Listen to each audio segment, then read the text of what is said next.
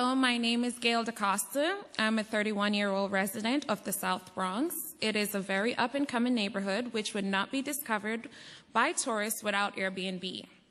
I returned to the South Bronx in September of 2013 after the passing of my mother earlier that year. It was now my responsibility to save the only thing my mom had ever purchased after immigrating from to the United States. After a gruesome fight with my mortgage lender, it was decided the house would go into foreclosure. With no place or one to turn to, I decided to start using Airbnb in April of 2014. Though I had a few bucks saved up and a small cash flow, there was no way I was going to save my mom's legacy. To top it all off, only a few months later, my chronic health condition had gone from bad to worse. I had 2 emergency surgeries in the matter of 2 weeks, surgeries from which I still have not yet recovered. My health condition and surgeries have left me in a position of being unable to secure stable employment. Despite my circumstances, by July 30th, 2014, using my saved income combined with monies from Airbnb, I was able to pull my house out of foreclosure as I walked into the bank straight from my hospital bed. Had it not been for Airbnb, I would not have been able to recover my mom's house.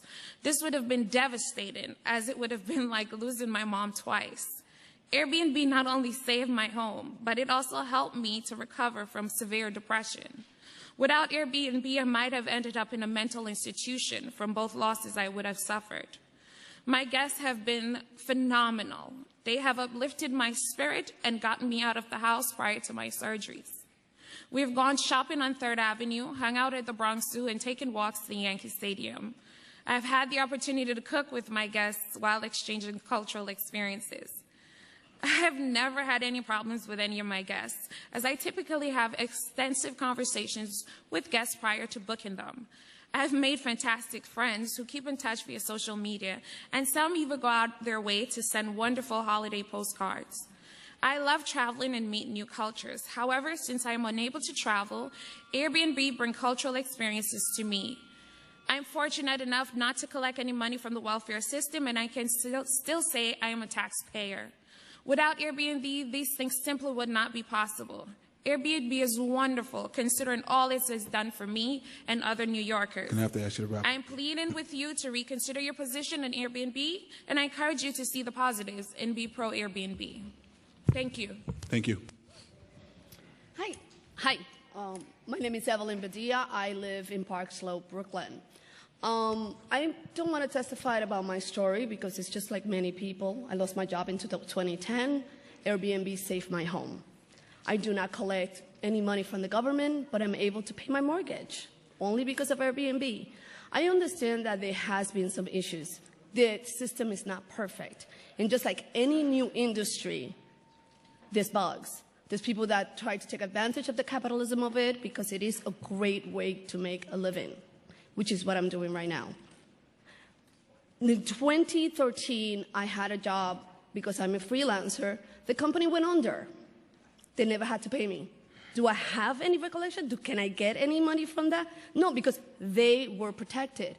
But so was my home because Airbnb was there. I live with strangers. Was this my dream? Never. At 48 years old, I never thought that I would have to be sharing my home that I bought with someone else. But I'm able to do it because of the money I make with Airbnb.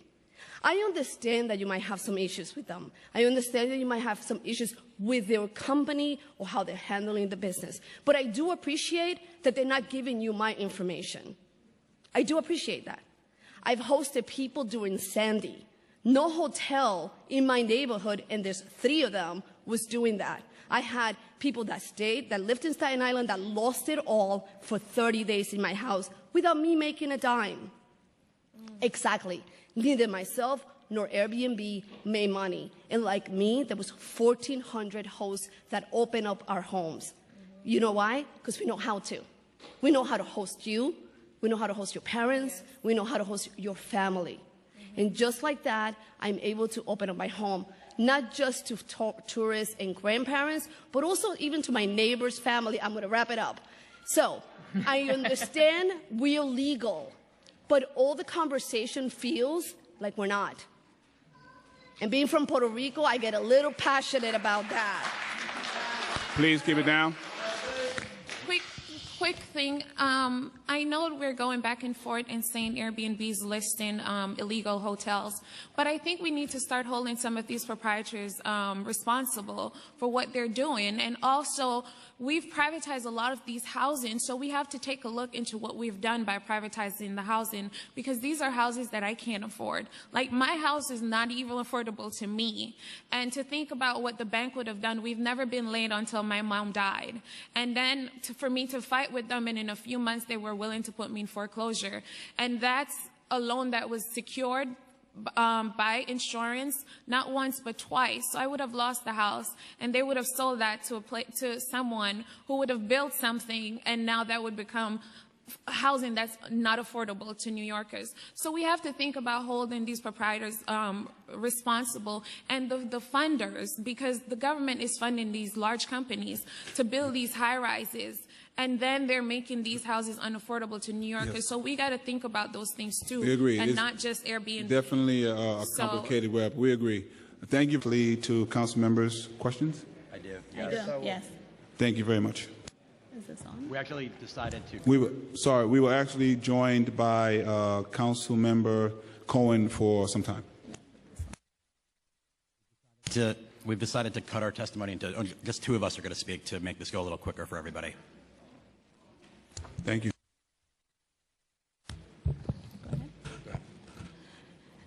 Good afternoon, council members. Thank you for letting me testify today. My name is Leslie Ann Cooper. I work as a Service Express agent at the Western New York at Times Square, and I'm a proud member of my union, the New York Hotel Trade Council. I've lived in the Lefferts Gardens for more than 20 years. When I moved to New York from Trinidad and Tobago, I lived in Queens, the Bronx, and Bed-Stuy, Brooklyn, before settling into the neighborhood that I've called home for 2 decades now. After all this time living in Lefferts Gardens, I never thought that I would be in the situation I am in right now. My lease is set to expire this August, and I'm very worried that my new landlord, who took over the building in 2013, will not renew it. I fear, and I repeat, I fear that I'm going to be pushed out because I do not collect any money from the government, but I'm able to pay my mortgage only because of Airbnb. I understand that there has been some issues. The system is not perfect. And just like any new industry, there's bugs. There's people that try to take advantage of the capitalism of it because it is a great way to make a living, which is what I'm doing right now. In 2013, I had a job because I'm a freelancer. The company went under. They never had to pay me. Do I have any recollection? Can I get any money from that? No, because they were protected. But so was my home because Airbnb was there. I live with strangers. Was this my dream? Never. At 48 years old, I never thought that I would have to be sharing my home that I bought with someone else. But I'm able to do it because of the money I make with Airbnb. I understand that you might have some issues with them. I understand that you might have some issues with their company or how they're handling the business. But I do appreciate that they're not giving you my information. I do appreciate that. I've hosted people during Sandy. No hotel in my neighborhood, and there's 3 of them, was doing that. I had people that stayed, that lived in Staten Island, that lost it all for 30 days in my house without me making a dime. Exactly. Neither myself nor Airbnb made money. And like me, there was 1,400 hosts that opened up our homes. You know why? Because we know how to. We know how to host you. We know how to host your parents. We know how to host your family. And just like that, I'm able to open up my home, not just to tourists and grandparents, but also even to my neighbor's family. I'm going to wrap it up. So I understand we're legal, but all the conversation feels like we're not. And being from Puerto Rico, I get a little passionate about that. Please keep it down.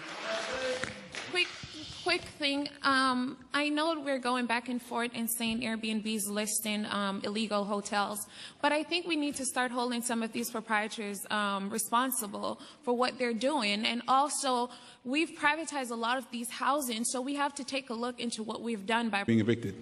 I don't think so. So this is not your panel. Okay, Thank you. And you, sir? 4 family. 4 family? 3 family. Ma'am?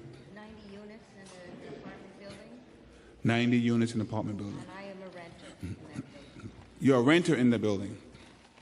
Are you a host? Yes, So not you rent in the building and you host. Do you live in the apartment? I do. And you live there while they're renting it? Possibly every zip code. And so I'm not going to read from my testimony, which you have. But I will say that for us, I think the most important number is 3.12, which is New York City's vacancy rate. We expect we're going to get a new vacancy rate in a couple of months. I think it's going to be lower. But any time you have a movement that asks to deregulate tenant protections, to incentivize owners, landlords to take units off the market so that they can turn apartments into hotel rooms, we worry because we live in a city in which tenants have very little power because there's very little residential apartments. And anything that attacks that only makes things harder, only increases rent burdens for tenants, only increases rents. And so we get nervous when we see the incredible resources that Airbnb is putting into its state lobbying campaign, the 3 lobbying companies they've hired, to go up and try to get a law that, the tenants rose to make changes to, and now, we have people power on our side. We unfortunately don't have money. I do want to say that the one thing that really disturbs me is that so many of forget the laws, so many of the rentals that are going are illegal based on the rent stabilization law or condo and co-op rules. And the increase of these rentals has led to huge dockets in the housing courts. It has nothing to do with the law, the illegal hotel law. It has to do with the rent stabilization law. Rent stabilized tenants can't profiteer from the rent stabilized apartments. And when they rent on our Airbnb, it's kind of impossible for them not to. And many of them go into it naively, and many of them are going to lose those apartments for themselves. And once they lose those apartments are lost. Thank you.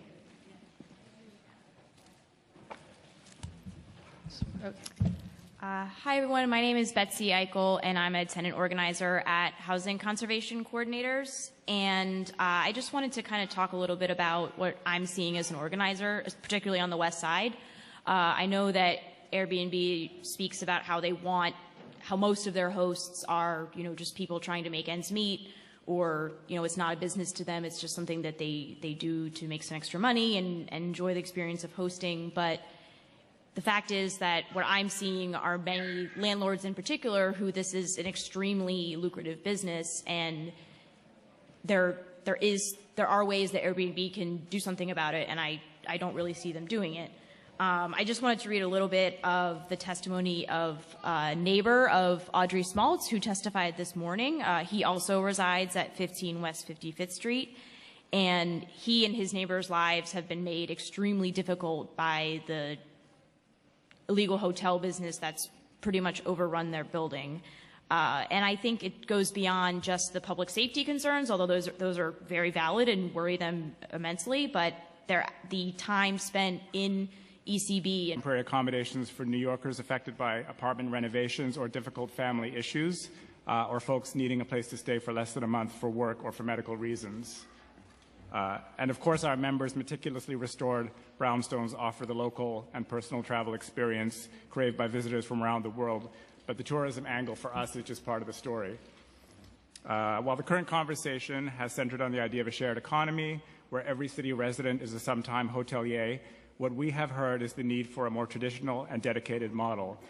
Since Bill 1008 was passed in 2010, we have visited continuously with state assembly members and senators in Albany, as well as New York City Council members. We've heard very real concerns, but we've also generated substantial support for our specific business model, which is really not unlike the bed and breakfast panel that was before. Rather than sharing, we understand that we are small businesses selling a unique service to our customers. We just want to make sure that you hear and consider the merits of the amendment legislation that we at Straha currently propose. We just believe that an on-site homeowner dedicated 24/7 to their business can best guarantee safety and quality of life for all the residents in the building that I live in. We believe only market rate, not rent-stabilized or rent-controlled apartments, full taxes, evacuation diagrams, liability insurance, and no more than 4 units. That's pretty much it. Thank you. Hi, I'm Gordon Chambers, and I'm a homeowner, a 3-family owner and host in Fort Greene, Brooklyn. I have an interesting perspective to share today because I'm a landlord. I own 3-family home, but my Airbnb units are within my home. They're bedrooms within my home. I have no desire to turn the apartments above me into Airbnb units. I have resisted that, and I had that opportunity because I like having those apartments be affordable to those tenants, and it works. During the course of I heard about Airbnb at a dinner party at Carol's home, who lives across the street from me, and I thought it was the most insane thing to have strangers coming to your house. But I thought about the fact that I'm a musician. I'm a well-traveled, world-traveling, well-known singer and recording artist that has traveled the world. So I said, I really do have an interesting perspective because I've traveled the world, and to have people coming to me, I have a lot to share and to talk about.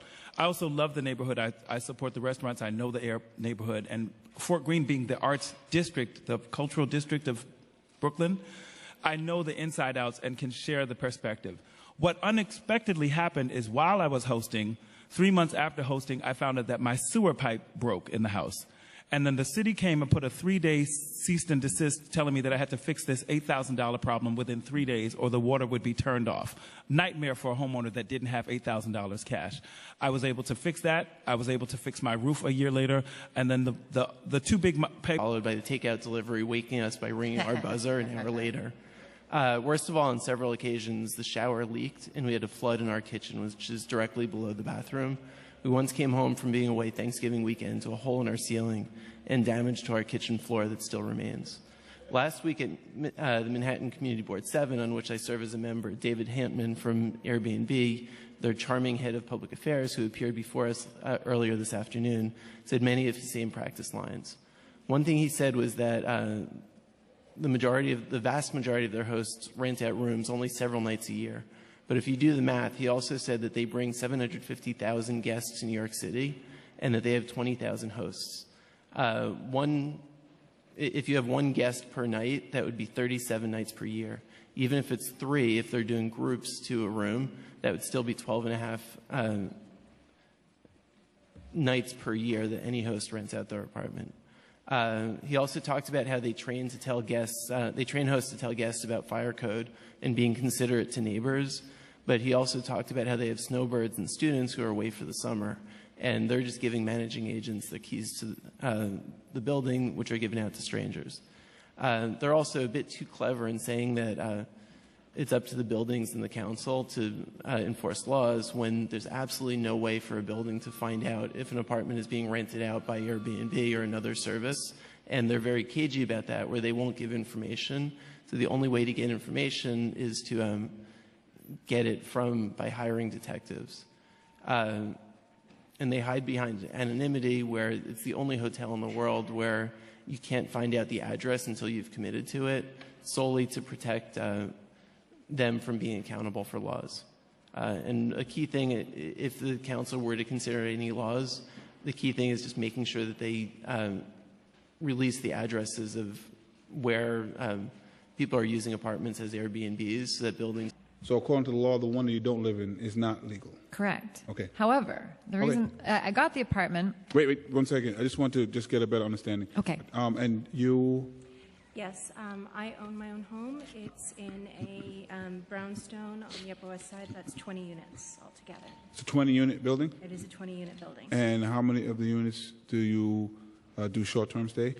I actually just own my one apartment, and I live in it while people stay. Oh, you live while people stay. Okay. Yeah. Ma'am? I live in Flushing, Queens. I live in my family's home, so it's... It's a one-family? It's a 2-family. It's 2-family, okay. All right, so I may cut some of what you're saying short if what you're saying is kind of been covered. But thank you very much for testifying. You can start in the order that you prefer. Well, the thing that I wanted to speak to is just the level of animosity I sort of hear today towards Airbnb. And I, you know, as someone who really loves it and has benefited immensely from it, obviously I want to say something, you know, some positive things to sort of reinforce the public opinion about it and the committee's opinion about it, because I think it's a really vital thing. We're in new territory now. It's the 21st century. Things like eBay happened. It changed markets. My store had to close. I was a business owner and I'm not saying that because of eBay, but definitely that was a factor. You know, I adapt. That's what the city is all about. It's about changing, adapting, making things work for you.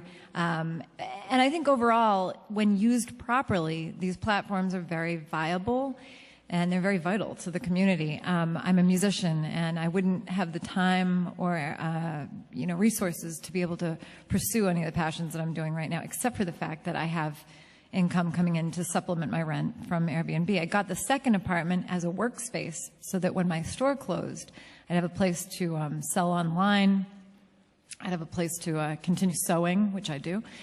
And so even though I don't live there, I am technically there. I did, it's not just an apartment that I rent out. So I guess my point is that, on the one hand, I hear all of these things about how negative and horrible it is, in so many respects. And some of them, I'm sure, are viable arguments. These people, the last panel that was here, I mean, I would never want to diminish their experience, in any way disparage what they were saying or call into question their honesty or anything like that. But I think when used properly, Airbnb is great. It allows me to know who I'm renting to. Now, if I had a roommate coming in, let's say, I wouldn't know who the heck they were. These people, I have their passport on file. I have their ID on file. I've got a $2 million insurance policy and a policy that covers damages to my house.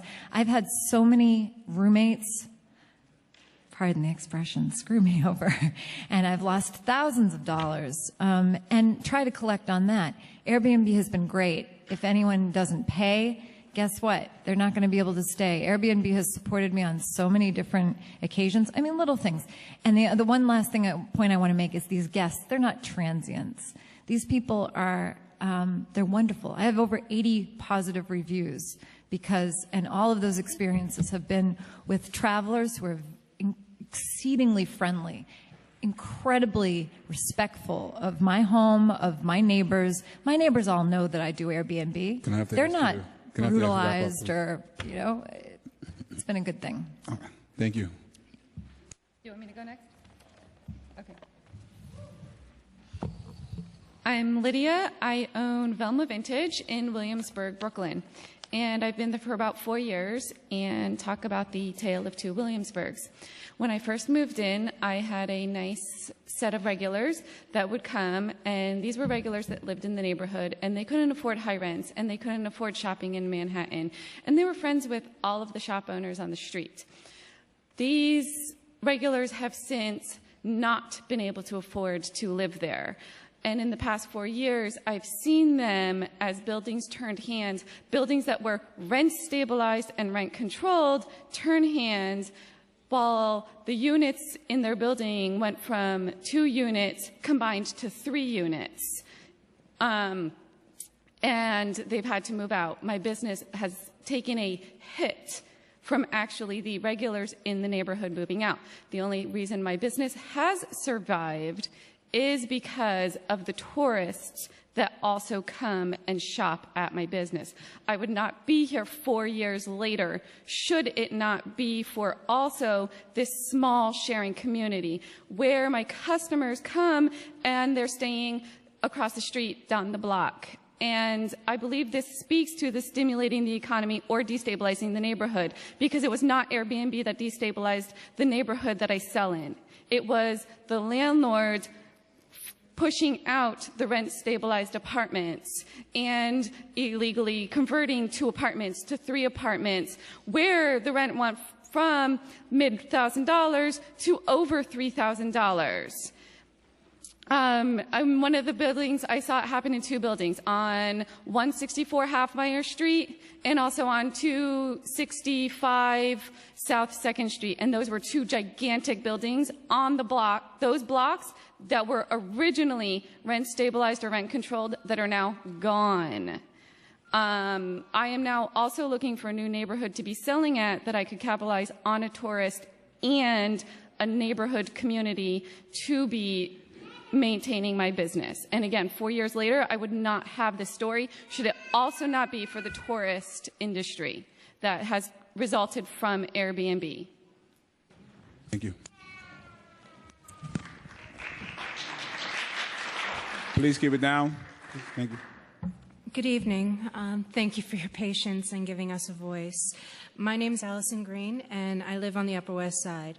I'm an average New Yorker, and I wanted to share my story of how Airbnb has been an incredibly positive and vital part of my being able to live in New York City. I lived overseas for years and moved back 9 years ago with a deposit ready to buy an apartment in the city. However, I found both the job market and the economy extremely difficult, and it actually took me 7 years of working extremely hard before I could get a mortgage and buy my dream home. 6 months after moving in, I found myself unemployed. Panicked about losing my apartment, I spoke to friends, and one of them suggested that I host on Airbnb. I had never heard of it, but after having seen how it was set up, Airbnb made me feel very comfortable and safe, so I listed the extra room in my apartment. That was 2 years ago, and I was lucky to find a job 2 months later. But since I had to take a pay cut, I decided to continue hosting to supplement my income. Airbnb was critical to my financial survival, and it saved my home, but I also found that I really enjoyed the experience. I usually say that my Airbnb guests are friends I just haven't met yet, and in many cases, that's exactly what they are. We've emailed before they arrive, and when they roll their suitcases through my door, we greet each other like we already are friends. So I welcome them into my home, I offer them a drink, and we sit down, and I tell them where to get the best coffee in the neighborhood or the most amazing brunch, as well as a list of neighborhood restaurants. I think people mentioned the neighborhood guide. I give that to them. They usually have questions that I'm happy to help them with before they head out to explore New York City. Typically, the people that we see coming through are so excited to see the city that most of them have only dreamt of visiting, and in some cases, they didn't even think that they could afford to visit it. I hear that often. I love helping them discover New York City, and their enthusiasm is absolutely contagious. I found that I enjoy seeing New York City through their eyes, and I pride myself in ensuring that my guests have a great time. Airbnb has been a financial necessity, but in exchange, I think a lot of us have become some of the city's most amazing ambassadors, giving visitors a glimpse of New York City beyond Times Squares. I've given you copies of my reviews so that you can actually see what guests are saying, and I just think that it's really important to hear from some of the positive Airbnb experiences. Thank you. Can I grab the mic? Mm-hmm. Yes. Hello? Okay. Hi, my name is Linda Landivar. This is Mr. Cal Lucian Landivar. That's my husband, Robert, and my daughter, Miss Nina Sophia. And we have been here since 9 in the morning. Robert, say hi. Hi. And daughter? Hi, daughter. She's on the iPad. What else does a 1.5-year-old do? So we have been here since 9 in the morning. I have exhausted all my diapers and my milk supply just to make sure that I can have my say and make sure that I can protect my way of life. Now, I also had something written out, and I'm sure you've heard all the stories, and we're kind of done with that. And I know that you're not attacking us, which is us, the two family homeowners that are doing this legally, but my worry right now is all the negative publicity and the negative influence that is going on. And really, when I walked through the security gates today and I saw all those picketers and I saw people here saying down with Airbnb and Airbnb should go from New York City, it really scared me. I'm a freelancer. My husband is a freelancer. When I started Airbnb 2.5 years ago, 247 good reviews ago, I was doing very well. My husband and I were constantly booked, and unfortunately now the company that always booked us is hardly doing any business and is not booking us. And as a mother of two, Airbnb is our lifeline. It is keeping me afloat. I know you guys are not attacking us, but my concern today is that on the way to cracking down on the illegal hotels and all the things that you're going to do, it somehow is going to affect us. It's going to provide a hostile environment for the company of Airbnb, which in turn might hurt us. So while you are considering your legislation, please remember me, my son, my husband, my daughter, and my 247 good reviews. And these people are people that probably would not have come to New York if I couldn't offer them a nice room for under $50. And then they can spend their money in the local areas in Flushing with hot pot, bubble tea, peck chicken, Pop's Diner, hey, you know, and take the number 7 train downtown instead of uptown to Times Square. Thank you. It would be great. Councilmember Koo, if Reynoso has not returned, and Councilmember Cornegie. Thank you, Chairman Jamani Williams.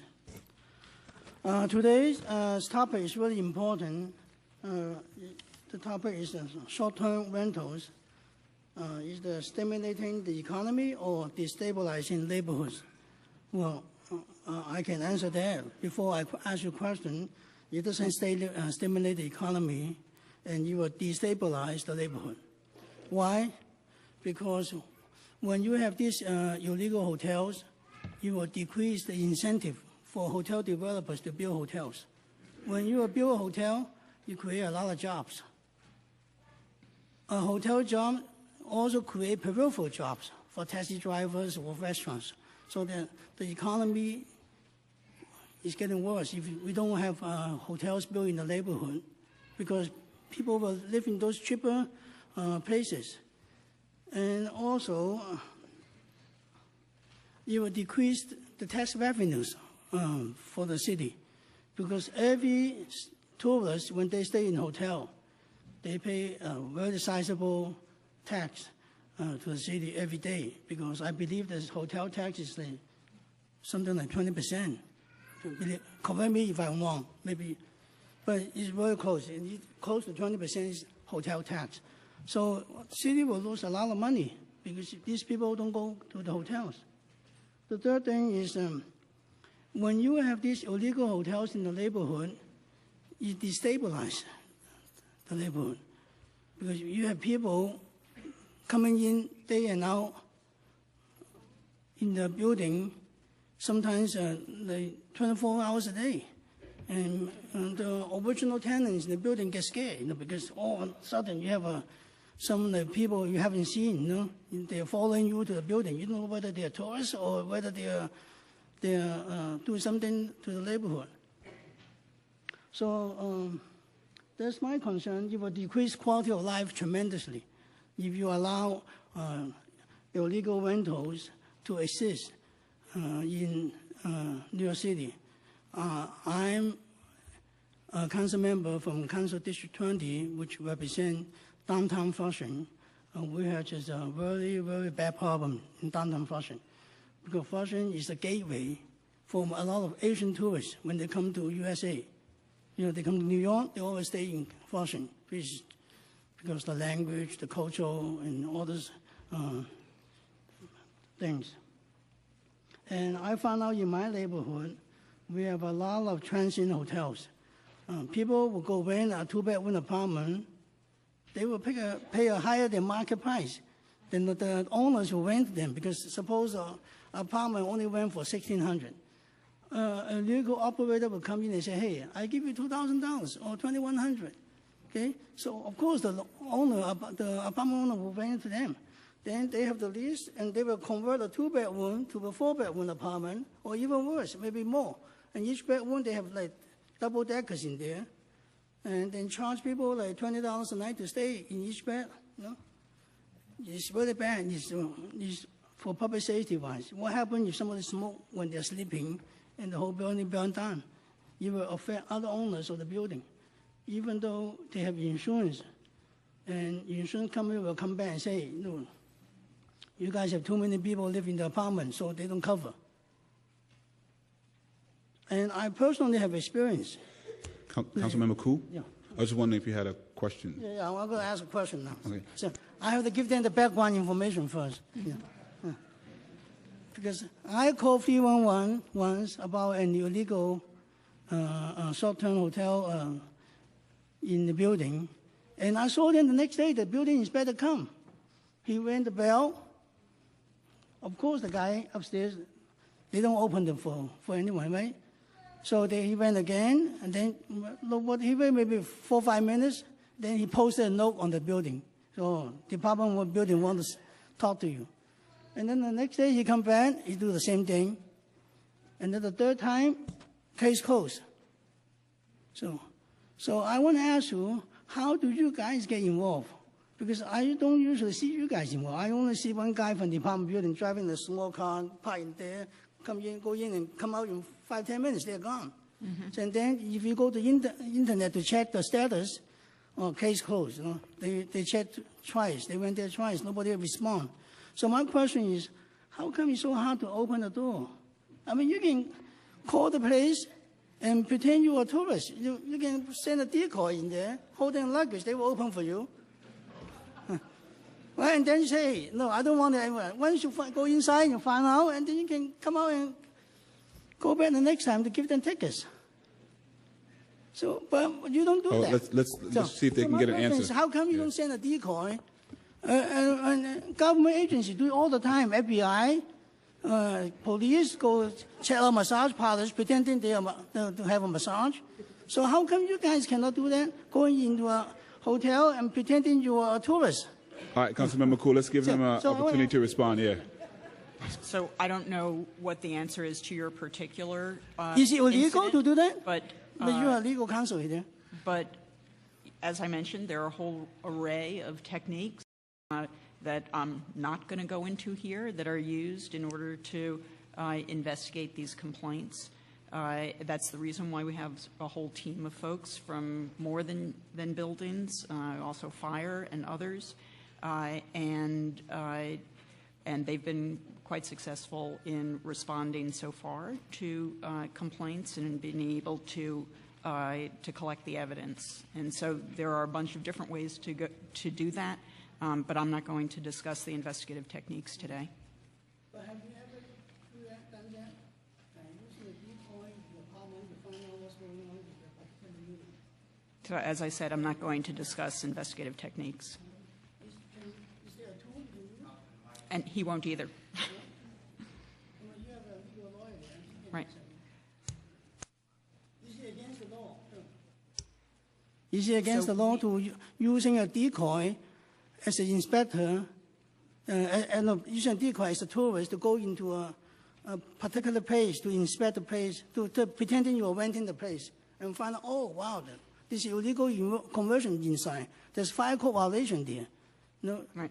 So there are a whole array of techniques that can be used, but I'm not going to discuss them today. But I haven't seen you using it, though. All right. Well, in that one instance, my question is All right. Okay, thank you. Using it, though. Thank you, Councilmember Koo. Because like I said, I personally see a few cases. In the 7 o'clock in the morning, they're there, ringing the bell.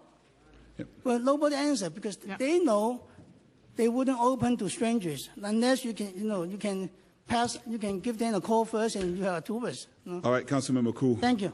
Thank you. New York City provides great opportunity for anyone who likes to invest into the hotel. In a city where we have 53 million tourists that came here last year, there's opportunity for anyone who likes to invest on building hotels. However, being accountable to paying the same taxes that the hotel industry are paying so that we can reinvest those money in our city, then we will welcome those corporations. So for me, if Airbnb would like to stay in New York City, they should be a good business corporation, and they should know that that's the only way of how they will stay here in New York City. I have concern about the number of staff that we have for the OSE, and I think that the number is like 12 staff. That's what we have. Yeah, that's right. 12, right? And when I have met with some members of the hotel industry, they have issue because they feel that 12 is not enough. And I hope that in this coming budget, the council working with the administration, we should be able to put the money to increase that unit at least to 50, because we need to be results. I believe that if we have a great team that do the enforcement, then it's going to be a win-win situation. So I know that this is not your priority, but will the administration be open to work with the council and explore the possibility to bring that number up so that we can have like a stronger law enforcement that can look on who are doing business in the illegal hotels? Right, so that's something that, the mayor's office looks across all the priorities and needs of the city and works with the council on those things. And so I'm sure this will be something that gets examined, but has to be done in that context. I agree with you, and I know that, I hope that we can do some work together, because I believe that it can make a big difference.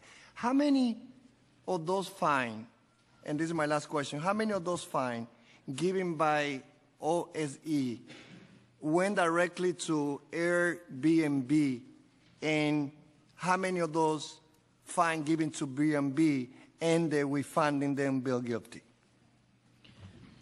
So we do not track where the listing came from, because we go for the violation, we go for the location, we go for the bad actors, but we're